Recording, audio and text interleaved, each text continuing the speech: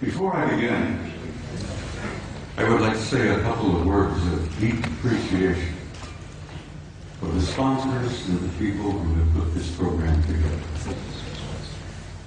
I have been involved in speaking publicly all over the planet and all over the United States. I've been at conferences here, I've been at conferences there, and I know how terribly difficult it can be to put a program like this together. And I have to say, I have tremendous respect and admiration for the people who've done this. Most of all, I respect their courage for dealing with a subject like this, where most of the elite leadership and the power groups of the world want this subject to go away. And these courageous young men who have put this together are brave, and they deserve my respect and your admiration. And I want to say I thank you because I know what you've done.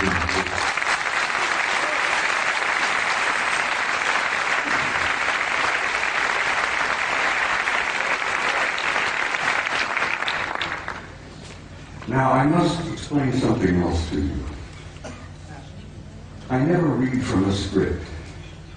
I don't have a prepared script to follow.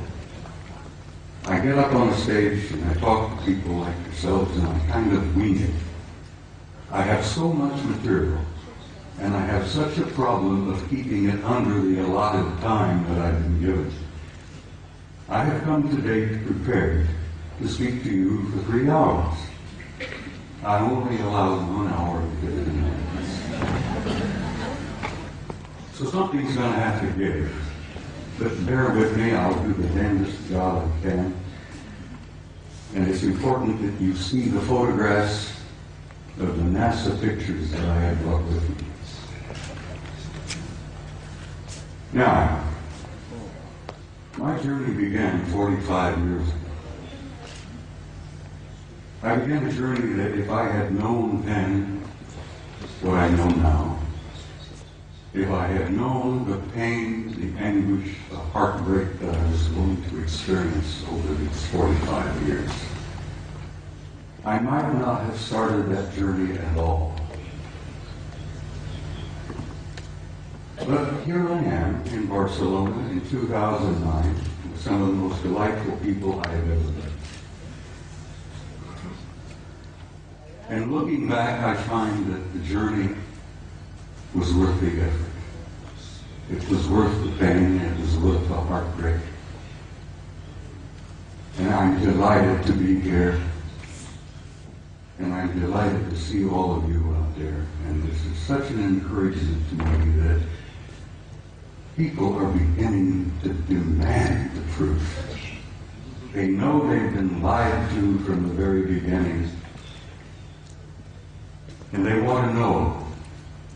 And I'm going to here this afternoon hopefully contribute one small measure to helping you understand and helping you know. Most of my adult life, or most of my first part of my adult life, I was a professional soldier. I was in the Army. I joined the Army in 1950 to avoid the draft. Ended up going to Officers Candidate School, and so help me God, while I was going to OCS at Fort Riley, Kansas, the North Koreans invaded South Korea, and the next thing I know, I'm on the front lines of Korea being shot at by a bunch of pissed-off Chinese and North Koreans who tried to kill me. And I have nothing against them. I didn't want to kill them. Here I am. 1951, leading combat troops in Korea in one of the bloodiest wars we've ever had. And the rest, I guess you could say, is history. I led combat troops in Korea in 1951. I spent 27 years on active duty, and I also was involved in the war in Southeast Asia in 1970, where I was part of an organization that gathered intelligence in the jungles of Southeast Asia, South Vietnam, Laos, Cambodia. And let me tell you, some of those years were rather harrowing. The most harrowing experience I was to have was when I was assigned to Paris, France in 1963 to what we considered in those days a plush assignment, a plum assignment. I was able to go to Paris, France, take my family with me, and my children went to high school in Paris. And as I said, it was a plum assignment. I had no idea what I was to find when I got there. When I arrived in the summer of 1963, I arrived with a top secret clearance.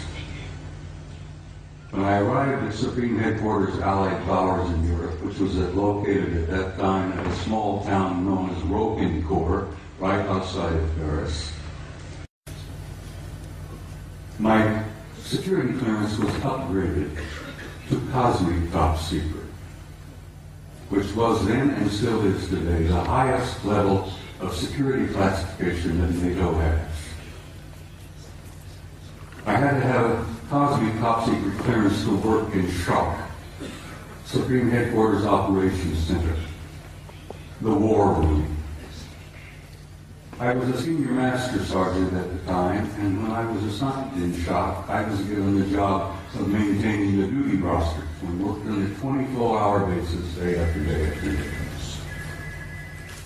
And I was given the job of running the duty rosters, and I worked in SHOC. And back in those days, let me tell you, the war rooms were somewhat primitive. You've seen pictures today, I'm sure, of the control centers of most major installations like SAC in Colorado Springs. Everything is electronic. Everything is demonstrated on the wall, extensions just like this beautiful stuff here. Back in those days, we had teletype, we had field telephones, and if we wanted something on the display, we had to go up and take a pin and put it on the wall and show the controllers where this division was, where that Soviet regiment was, and so on and so on. Very primitive. When I arrived in the summer of 1963, I heard rumors about a study that was underway. Now, it interested me because the study was about UFOs. And I was intrigued by that possibility. I was curious about UFOs. I had no idea then what they were, what they represented. But we used to discuss this in the SHOC, in the war room. The study was underway. What was it about? What happened? Well, it appears that on the morning of the 2nd of February, 1961, World War III almost began. And it was involved in the flyover of large numbers of circular metallic craft, flying in formations, very obviously under intelligent control. And they would fly out of the Soviet sector in the Warsaw Pact toward the west, in formation, at a high rate of speed and a very high altitude. And they would turn north over the English Channel, over the southern coast of England, and then they would disappear off of NATO radar over the Norwegian Sea. On that morning of 2nd February 1961, World War III almost began. The Soviets went on red alert. The NATO forces went on red alert. Everybody was, fingers on their triggers, thumbs poised above those red buttons. And World War III was just moments away. Within 20 minutes, it was all over. The objects flew, turned north, disappeared off radar. It was all over. After this event occurred, a British Air Marshal by the name of Sir Thomas Pike, who was a Deputy Supreme Allied Commander in Europe at that time. He was the deputy to my boss, General Lyman Wendesser, an American four-star general who was known as SACEUR, Supreme Allied Commander in Europe. Air Marshal Pike says, "I've had enough of this. These objects have been showing up regularly from time to time. And as I said, they almost triggered a war." Air Marshal Pike said, "We're going to have to come to terms and find out what the hell's going on here. I want to know." So he began a study. He initiated a study in SHAPE headquarters that was to last 3 years. They published it and they issued it in the summer of 1964 while I was there working in the war room. They titled it An Assessment, an evaluation of a possible military threat to Allied forces in Europe. So it had from them title just couldn't learn very much about that. An assessment, an evaluation of a possible military threat to Allied forces in Europe. I was working in the war room one early morning around 2 or 3 o'clock, and as I jokingly used to refer to it, the coffee was too black to drink. We read all the newspapers, magazines. Many of you have heard military life is about 99% boredom, broken up with 1% of sheer terror. And that's the way it used to be, and that's the way it probably is used today. I'm sitting there nodding off, and this American Air Force full colonel looked at me and he says, "Wake up." He went over to the vault. The vault, the shop, was a walk-in safe. We opened the door and walked in, and we kept classified documents in there. The colonel went over to the vault, the file, and pulled out this document and threw it on my desk, and he says, "Read that, that'll wake you up." Ladies and gentlemen, my life changed. I opened the first page and I couldn't put it down. I read it and read it and read it, and I read it every time I was on duty in the war room. I was shocked, I was stunned by the implications of what I read in that study. And as I said, my life has never been ever quite the same. The study, briefly, and I have to briefly lay this out. I could talk for 2 hours about this, but the study simply concluded this. Is there a threat to Allied forces in Europe? Apparently not. They concluded that the planet Earth and the human race had been under some kind of survey or observation going on for hundreds, if not thousands of years.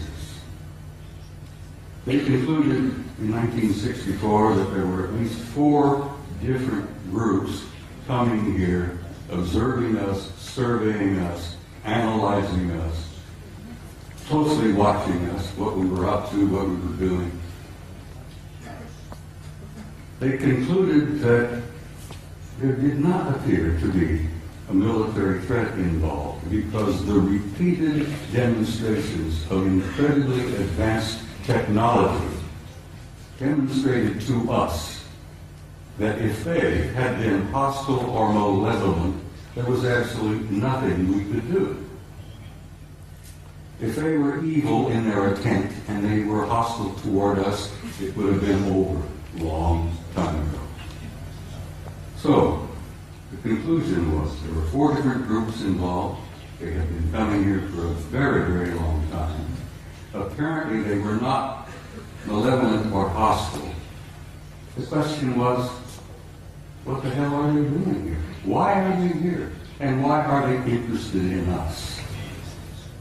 Well, they did not know in 1964 what their agenda or their motives were, and I will tell you honestly and frankly that even today, our authorities, our senior military, our national security people, still don't totally grasp what their motives are, what their agendas are. So this study in 1964 was simply a beginning for me. As I said, I was never quite the same, and as I jokingly say, I used to be a normal human being. And after I read that study and launched on my 45 years of research, I lost all aspects of normality. I will be frank and tell you that over the years of my study and the material that I've learned and gathered has brought about in me a complete destruction of my old world view, my old world paradigm, the world view that I held since I was a kid, growing up. Everything made sense, I knew why we were here, where we were going, what was taking place. After I spent 45 years on this, it all collapsed around my knees. That was the destructive aspect of my personality. That was the part that changed me completely from the kind of human being that I had been before into the kind of human being I am today. Ladies and gentlemen, I'm totally alienated. No pun intended. I've said in a couple of interviews and briefings and stuff, I have had for many, many years, a love-hate relationship with the human race. One moment I love you, the next minute I hate your guts. One minute I adore you for your potential and the beauty of your music and your literature and your art, and the next minute I'm saying, to hell with all of you, blow them up, let them blow themselves up, clean the planet off, get rid of them. Part of the struggle of having lost your old worldview when your old paradigm collapses around your knees. So the man standing in front of you here today is literally a human wreck as compared to what I used to be. But I feel pretty good about it. I lost all my old illusions. I opened my eyes and I saw the future. And I'm very happy about what I've seen. I've learned over the years from infinitely variety of sources here, there, and everywhere. I didn't retire from the Army until 1976, and I kept my top secret clearance up until that moment. After I retired, I went to work for the Federal Emergency Management Agency and worked another 14 years for the U.S. government, where I had a top secret clearance. So I have a total of 41 years of federal service, you might say. But I learned things over the years that literally still today stun me and shock me. I've learned that the human race is a hybrid race. I've learned that we are not merely alone. We have never been alone. We have had an intimate interrelationship with advanced extraterrestrial intelligence from the beginning of our history. And let me tell you that that intimate interrelationship is still going on. There's one race in particular apparently re-engineered us as a species about 200,000 years ago. What we are here today is what we call Homo sapiens sapiens. You're an engineered creature. Your genetics has been manipulated. You're not the same that you were, and you are not the same of what your children and grandchildren and great-grandchildren will be in the next 100 years. The human race is going through a transition. And it's more than a transition. It's what I learned to be a transcendent transformation into a new race, into a new future. And your descendants will be as different from what you are here today as what you are from old Australopithecus 500,000 years ago.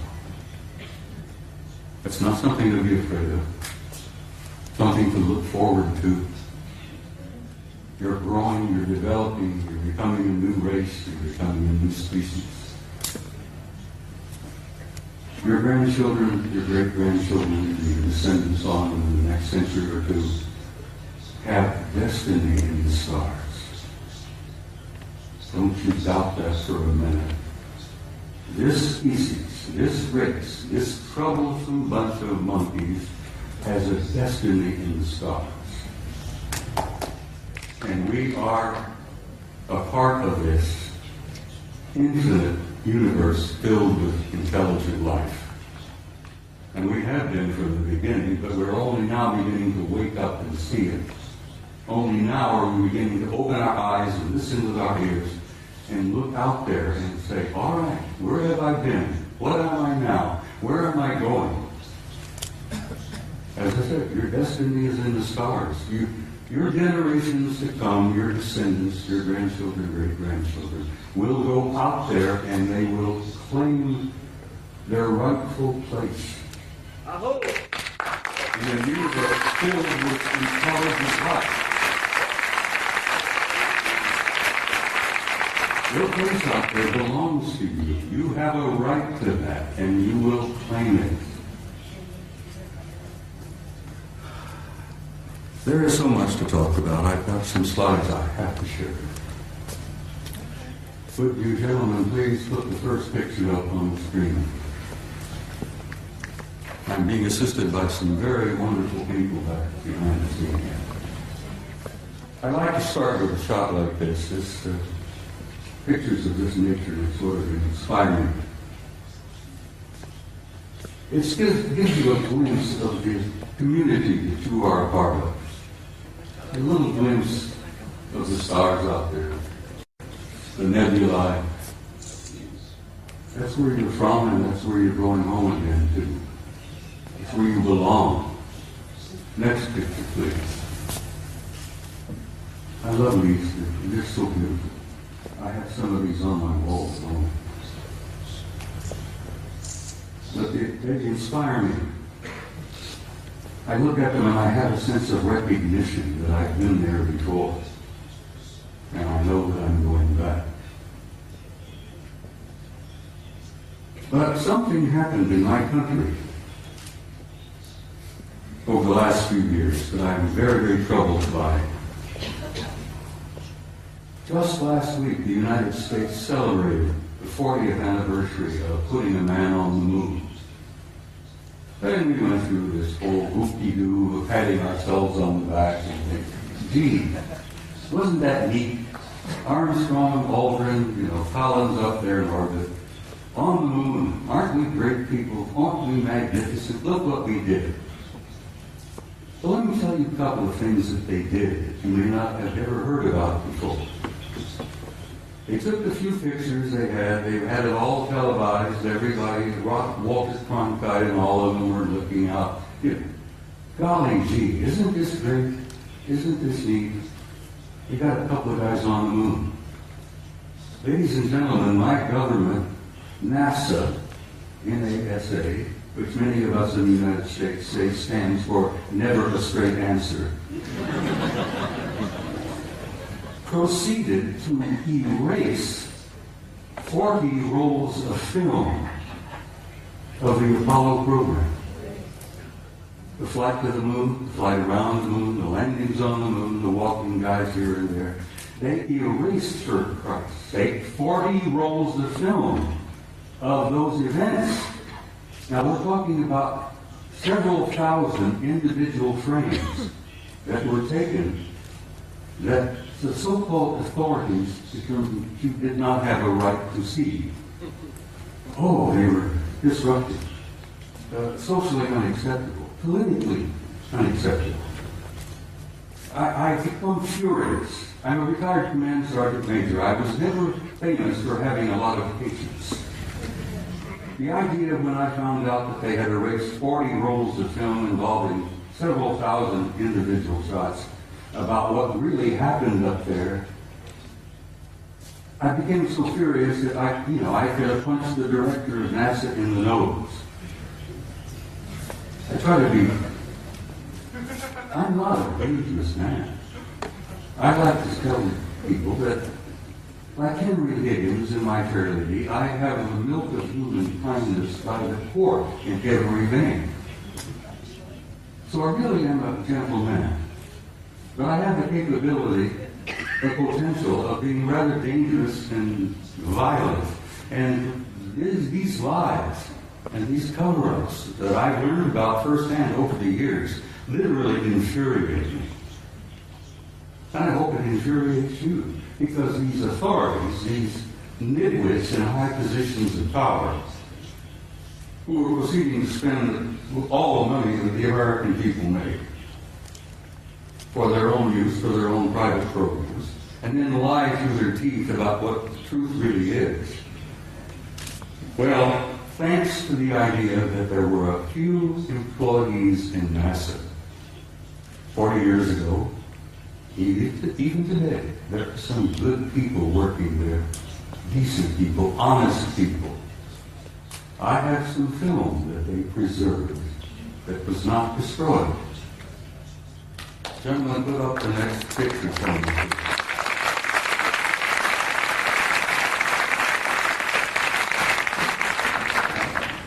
This is a NASA photo. This is Apollo 12. Apollo Systems 12, roll number 50, negative number 7348. They were flying over the moon before they landed. They went into orbit around the moon. As many of you, I'm sure, if you know the system, you know the procedure. They went into orbit around the moon, and while they were there in orbit around the moon, a number of anomalous artifacts began showing up, showing interest in them. Next picture, please. This picture was taken by Neil Armstrong while they're looking out of the window of their little craft. This object flew by. There's the moon in the background, of course. There's this object that flew by the window of that little craft that they were riding in. Neil took the Hasselblad camera that he had, put it up to the window, and snapped this picture. Next picture, please. NASA Apollo 12. Roll 51, negative number 8653, something like that. Now this is a good-sized object. This is several hundred feet in diameter that came up next to the lander, flew along beside them for a time. The guys in the Apollo crafts put their camera to the window and snapped the thing, and I've always jokingly said there were guys inside of this taking pictures of the NASA. We were photographing them, they were photographing us. Next picture, please. Photo NASA Apollo Systems number 14, Apollo 14. Roll 70, negative, what is it, 9837, I think, or 8827. This is the Landsberg crater on the moon. The guys in orbit above the moon were particularly fascinated by Landsberg. They had been given a special assignment to take pictures of Landsberg because the crater, which they designated as Landsberg, had things going on in the crater that were very anomalous. There was construction going on. There were enormous facilities in the middle of the crater up there. So they were specifically designated and assigned to photograph Landsberg to see if they could figure out what the hell's going on down there in the crater on Landsberg. While they were looking at Landsberg, this object happened to express interest in them and flew by. Now this line is an artificial line that was drawn to show you the direction that this object was going. This is a good-sized object flying past the Apollo lander. God, I'm so glad that some of these were saved. I still get angry. 40 rolls of film was taken, they erased them. Anyhow, next picture, please. It's the same photo of Landsberg, but it's the next negative, 9838, of this object here, flying by. Next picture. Now we're getting into some nitty-gritty. I'm going to give you just a brief little bit of history here. Back in the early days of NASA and the Apollo program, I got this picture from the Japanese Space Agency, the Japanese NASA. They have a tremendous program going over there in Japan. You know, the Japanese are bright people. So the Japanese Space Agency had signed a contract with NASA years and years ago to buy copies of every picture NASA took during the Apollo program. And I'm sure the Japanese paid a sizable amount of money for this contract. And as the films was developed and the photos were made and they shipped them off to Japan, and the Japanese have a tremendous reservoir of good, original NASA pictures. They bought them, they paid for them. Now this photograph was released by the Japanese Space Agency, and you can see the Japanese writing here. This was taken by Apollo 13. Now you're all familiar, I'm sure, with Apollo 13. That was the aborted mission that was going to the moon to land, and they had an accident on the way. They couldn't land. They damn well barely got back. While they are on their way to the moon, here's the moon, a number of things began happening. Some strange objects were appearing outside the windows of the spacecraft. And guys, they grabbed their Hasselblad camera and started taking pictures. This photograph shows 3 different objects here. This looks like a circular object with an enlarged dome on top. This is a smaller object, a circular kind of disc-shaped craft. But coming in from the right margin of this particular picture is this. Next picture, please. Here we are. This is a blow-up of the positive in the photograph. And here is a blow-up of the negative of this object here. Ladies and gentlemen, this particular object is 5 miles long. And I'm tempted to use the term big mother. No pun intended, but it appears to be a mothership. It's gigantic. 5 miles long. And here these NASA guys are up there in this little cramped Apollo capsule, and they look out their window and they see something that's 5 miles long. It shakes them up a little bit. When they got back to NASA with these pictures, it shook them up a hell of a lot. Next picture, please. This is the next sequence. Here, this large mother has moved into the middle of the frame, and something else has shown up over here, which has been estimated to be 2 miles long. But this really upset the guys. I've never been able to find out which one of the 3 Apollo members of the Apollo 13 crew would admit to ever having taken these pictures. Because as you know, the Apollo astronauts were threatened with their lives. I kid you not, they were threatened seriously. They even threatened their families if they ever divulged any of the information that they knew. Next photo, please. Now, here we are. Here's the big mother. Here's the other one, 2 miles long. Here's a picture of the positive. This is the negative.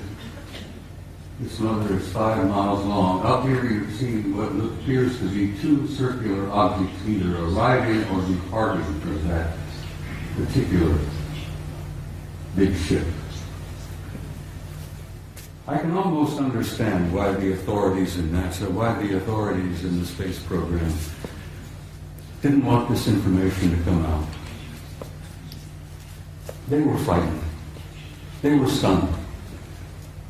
They couldn't deal with it themselves, and they figured if they couldn't handle it, you couldn't handle it. There would be social disruption, I believe is one of the terms they used. They would disturb the body politic, I believe the term they used. So they clamped the lid down on this, and it's still down, and it's going to stay down, I'm afraid, for some time yet.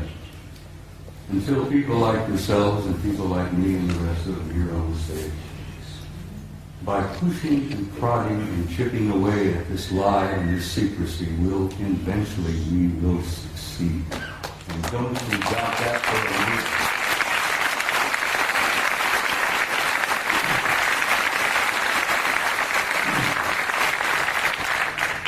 Now I'm in for another photograph that I think will shock you some. In 1980, NASA, never a straight answer, launched the Voyager program to Saturn. They launched this little mechanical spaceship filled with cameras and film and so on. Wanted to go to Saturn because something had been going on in the rings of Saturn, around the moons of Saturn, that didn't make a lot of sense. Some anomalous events were taking place in Saturn, near Saturn, at Saturn. So they launched the Voyager in 1980. The pictures they got back from Voyager was so stunning and so shocking that they just locked them up in the safe. Fortunately, I met and developed a friendship with a retired NASA scientist by the name of Norman Bergman. Norman Bergman worked for NASA for about 30 years. He was a technician, a scientist on the Voyager program to Saturn in 1980. Norman decided, after waiting a number of years, for NASA and the authorities to be candid and honest and forthright and tell us what they really found up at Saturn. And Norman got so frustrated he wrote a book. Now, he couldn't get it published in the United States. No American publishing house would even touch it. Norman Bergman had to go to Scotland, for God's sake, to Aberdeen to get his book published. And he get published, he did succeed, he got his book. It's a piece of genius, it's a beautiful piece of work. And the things that they photographed near Saturn appeared in print for the first time. This is the A-ring of Saturn. I think you're all familiar with what Saturn looks like. It's a beautiful planet. It's giant, it's a big one. But it's got rings all around. Well, this is the A-ring, and here is an object that is self-luminous, obviously artificial, larger than our moon, that seems to be moving all around throughout the rings of Saturn among the moons of Saturn. And Saturn's got a couple of dozen moons. This object here, as I said, larger than our moon, moving all around apparently under intelligent control in the rings of Saturn. Now, try for a moment, if you can, to imagine a kind of a technology that is capable of constructing something larger than our moon, that's artificial, that moves around wherever it wishes to go, that's probably got several thousand guys inside. That is shocking to some people. Next picture, please.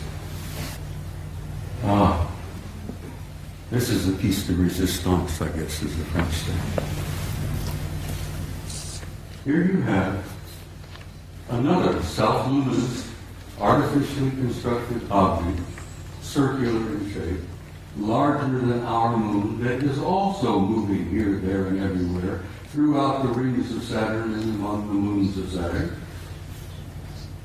You know, there's got to be intelligence aboard. But this is the one that really blew the NASA people on the Voyager program out of the water. This object, this is an object, guys, is 2,000 miles long. It's 400 miles in diameter, and it's an artificially constructed. Norman calls them an electromagnetic vehicle. He says they appear to be making the rings.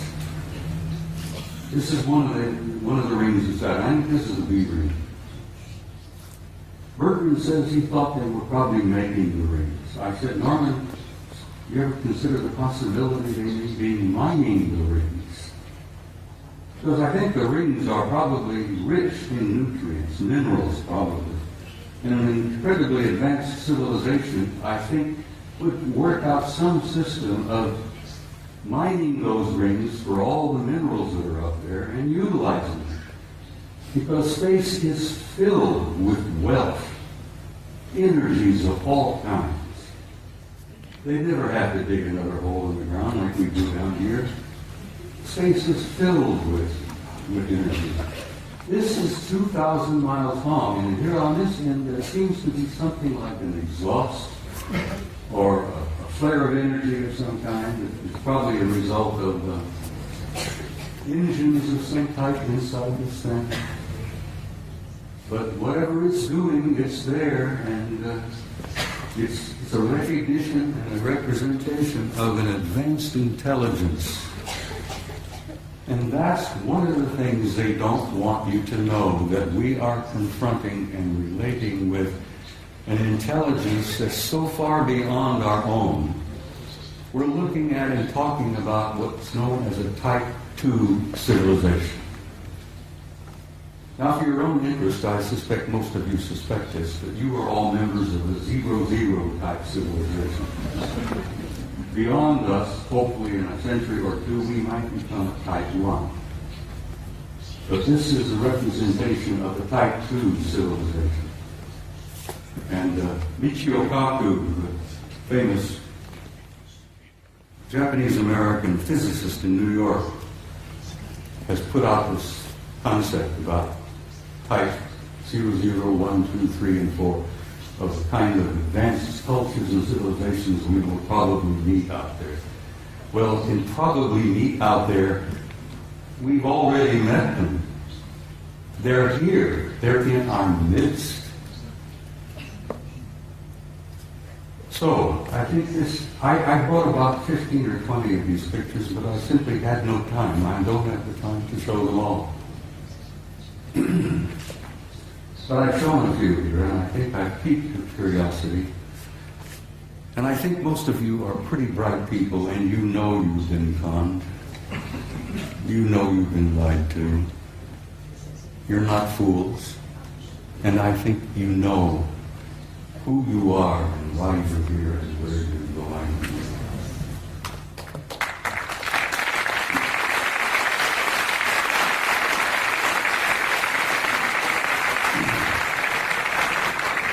Next photograph, please. This is a photograph taken by our Mariner space vehicle that we launched back a number of years ago. This is a picture of a facility on the surface of Mars. Now, this facility is located on the equator, and it's on the surface. And those of us who studied it, we discuss it with each other, we call it the airport. And I said, this is the parking lot. This is the administration building here. This is the main terminal here. And I imagine it's a pretty busy facility, you know, ships coming and going. But it's not an airport, it's very likely a spaceport. It's on the surface and it's on the equator of Mars. And if you're ever interested in launching a vehicle from a planet, you put it on the equator and you take advantage of the rotation of the planet to assist in the the launching of your vehicle. You can take the momentum of the movement of the planet, and it helps you get the thing off the ground. So it's exactly on the equator, it's on the surface, and it's massive in size. So maybe that is a parking lot, I don't know. Maybe that's the admin building, but there's something going on Mars. And I've been going back and forth with Richard Hoagley now for years, where Richard, who I know most of you are aware of, is convinced that Mars is covered with ruins. Well, it is. But it's not just ruins. There are things going on that planet. On the surface, under the surface, continuously. Next picture, please. This was published in a German magazine, but this is a Soviet photo. This is from their Phobos 2 spacecraft. This is a city under the surface of Mars that is the size of Chicago. Chicago is one of our biggest cities. Several million people live in Chicago. This is under the surface. You can see the city block. You can see the breakdown here, portions of the neighborhoods, whatever it is. But it's generating an enormous amount of heat. And they picked this up on the infrared when Phobos is going around the planet snapping pictures like crazy. And the Soviets were pretty open about releasing some of their photos, contrary to the United States, where lying has become a fine art. Don't get me started on my politicians. Phobos 2, city on Mars, under the surface. You can see the streets, Broadway, First Avenue, whatever. People have said, well, who was there? And I says, for God's sake, it's the Martians who were there. What a silly question to ask. Who's there? Let's go there. Now, I love this picture. I'm in love with this lady. Your ancestors and mine called her Gaia.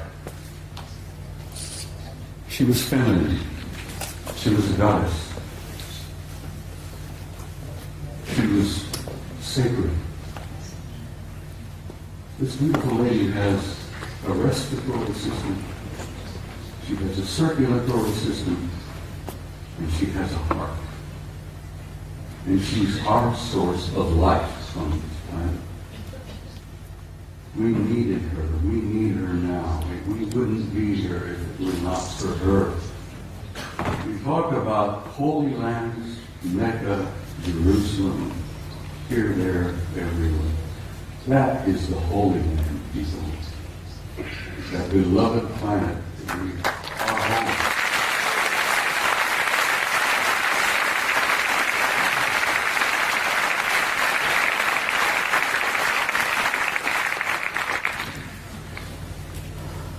Next picture, please.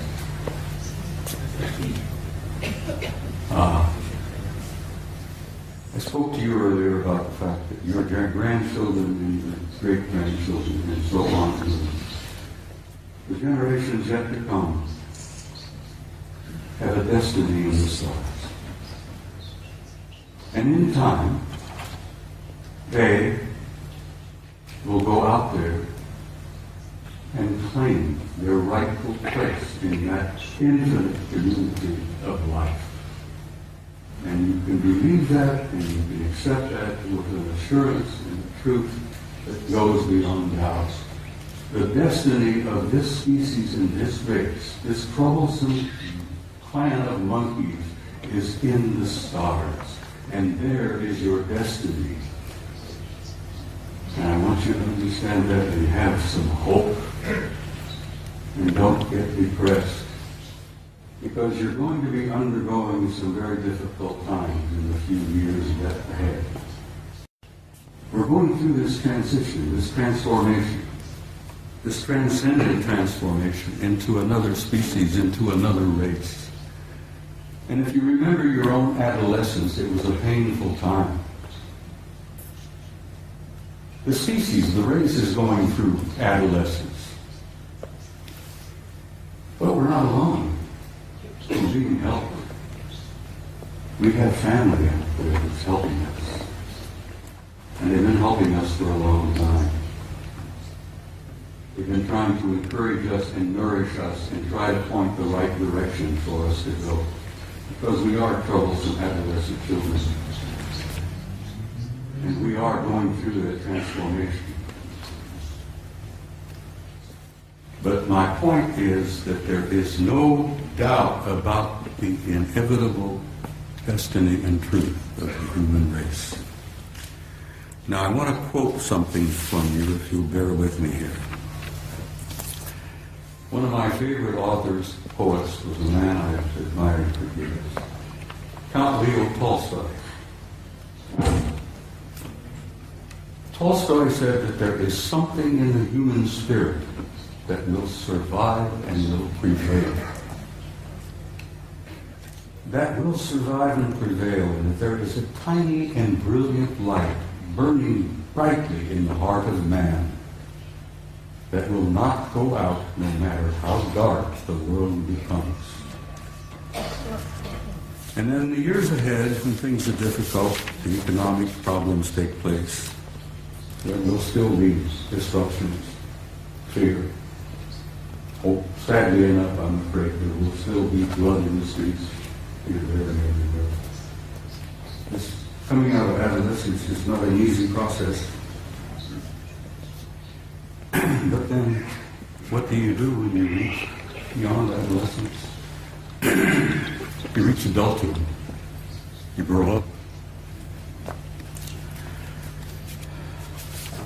And we're growing up.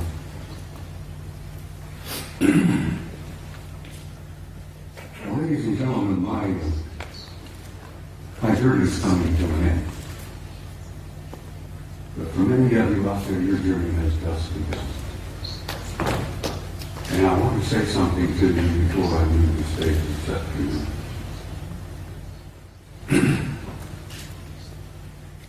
No matter how dark the world becomes, you're sure, as Tolstoy said, there is a spark, there is a flame burning in your heart that will never go out, no matter how dark the world becomes.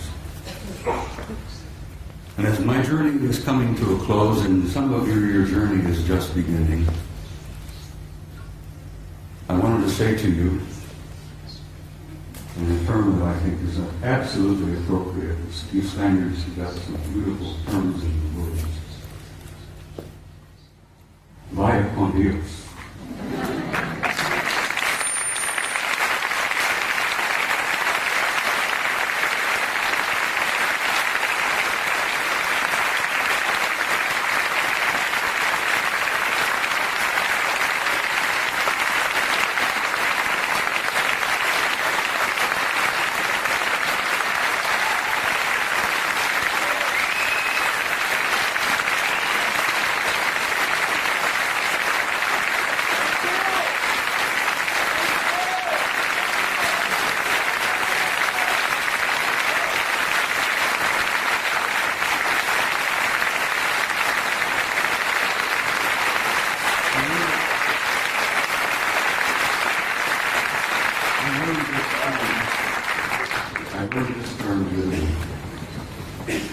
I've never been to Spain before. Italy is one of my places that one of my favorites.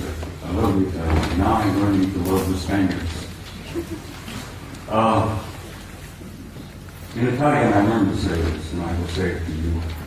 And I understand you know the meaning of it, but it's very small. In closing, I want to say to you all, ti amo.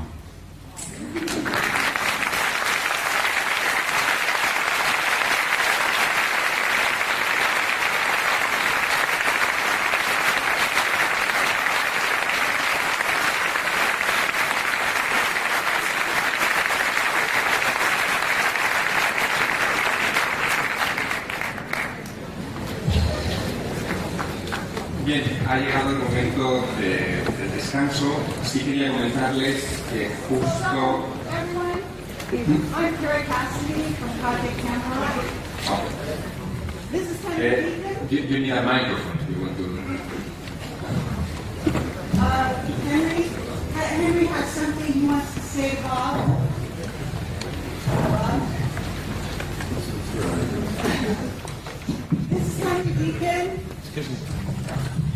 And we just want to say something here. This is Henry Deacon from Project Camelot, for those of you who are familiar with our website. And he's here today, and he's here at the conference. He has something he'd like to say about Mars. About Mars. I don't have any words, but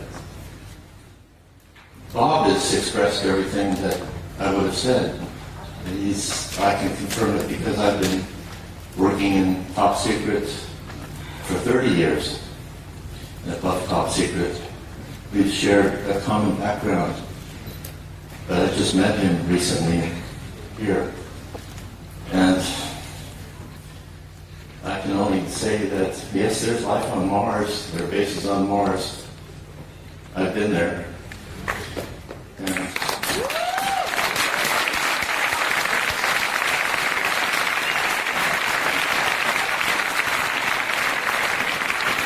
didn't even get started on telling you some of the things I wanted to share this afternoon about who and what is on the moon and Mars, but Henry does.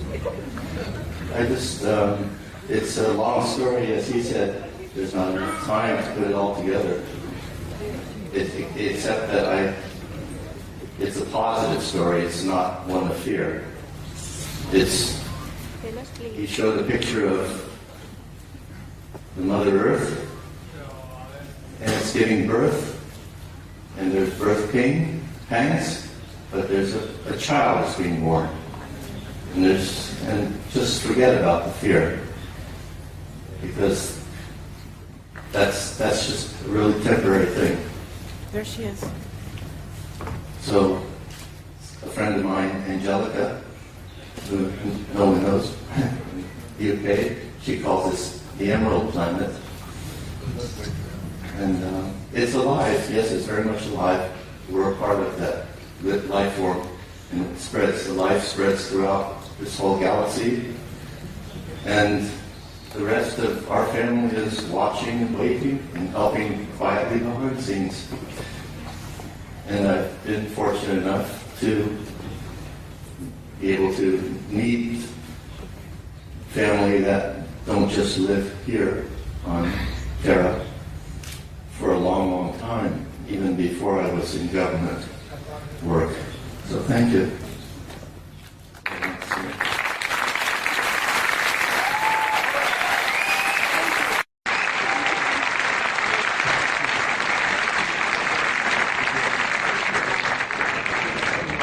Ladies and gentlemen, am I still broadcasting? Henry Deacon, for those of you who don't know. Am I still broadcasting here? It's still here. I'm going to ask. I was going to share a small story with you before I ran out of time. I'm going to ask the gentleman to say, please bear with me and give me just a few moments.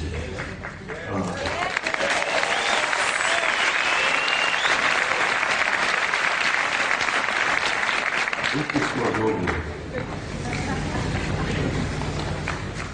I attended my son's retirement ceremony in Washington, D.C. in November.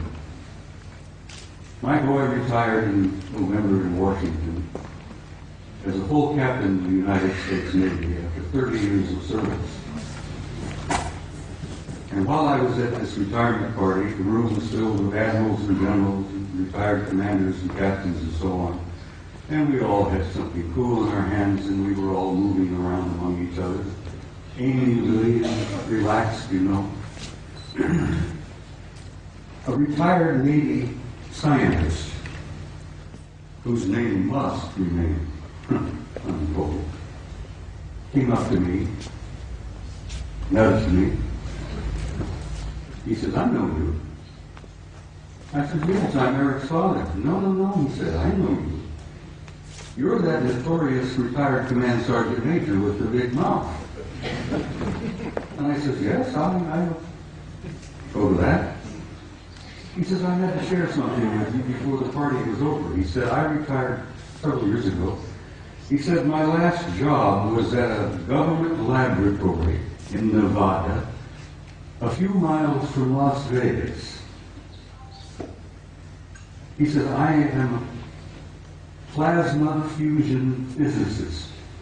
That's my expertise. That's my training, my background. Not being a scientist, I go, what? Plasma fusion physicist? He said, yeah, I work at this laboratory outside of Las Vegas. He says, it's not commonly known, but it's a drug secret. He says, I worked 5 years with 2 guys who were not from here. They were from somewhere else. And he says they were delightful people. They were scientists. They were working with us. They were assisting us. They were encouraging us and offering us ideas and possibilities and one thing or another in plasma fusion, which is infinite energy forever. But he says, I got to know them pretty well. And he says, after a couple of years, he said, I went up to one of them and I said, what do you guys really think of us human beings? And this chap, through somewhere, said, well, since you've asked, we think you are how did he word it? A primitive, savage, and dangerous race. And the scientist said, I had to agree with him. We are. We're a primitive, savage, and dangerous race at the moment. The other chap was standing there, who had been listening in.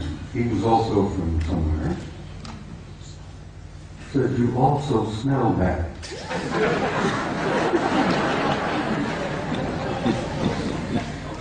You humans stink. In nothing personal, mind you know, we find that you don't smell good. And the scientist said, my first thought was, I didn't spray under my arms this morning, so maybe. And they tried to explain that we humans have a psychic odor about us that they pick up, and they find it terribly offensive.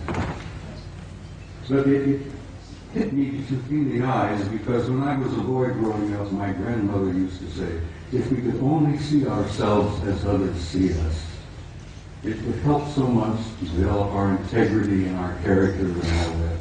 And this remark from my grandmother hit me, that we were getting this so-called from a horse's mouth, from one of our extended family out there, that you're primitive, savage, and you're dangerous, but you also stink. And I thought that was humorous, and I shared it with Gogo, and she said, please include that in your presentation. So Gogo, bless your heart, I did that for you. Good night, everybody.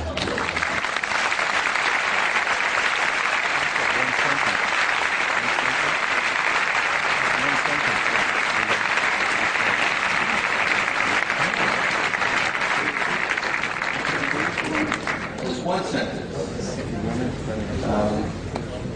It relates directly to what Bob has said. If you want contact, raise your spirit high. And that's what they want. Because they don't want to mix with you if you're savage beasts. It's that simple. Just relax and be happy and work with each other. It's a very simple message. Thank you, Henry. Thank you.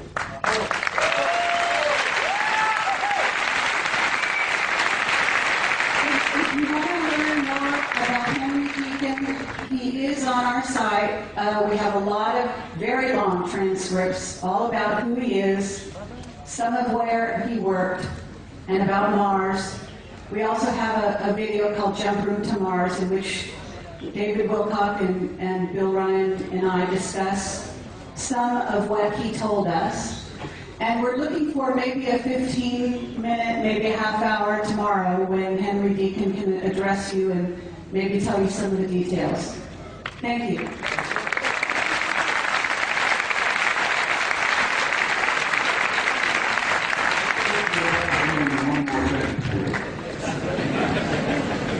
I must add this. I have traveled all over the planet and I've spoken at conferences all over the world and all over the United States.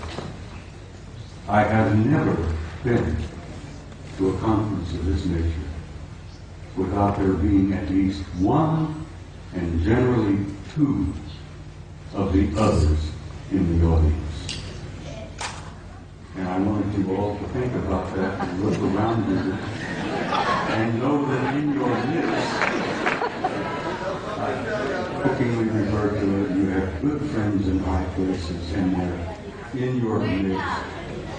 And I learned over the years to recognize it. It's your family. Exactly, it's your family. But like Ingo Swan, I've developed the intuitive ability to spot them and recognize them.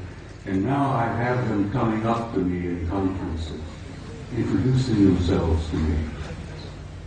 And there are no limits, Max, no limits.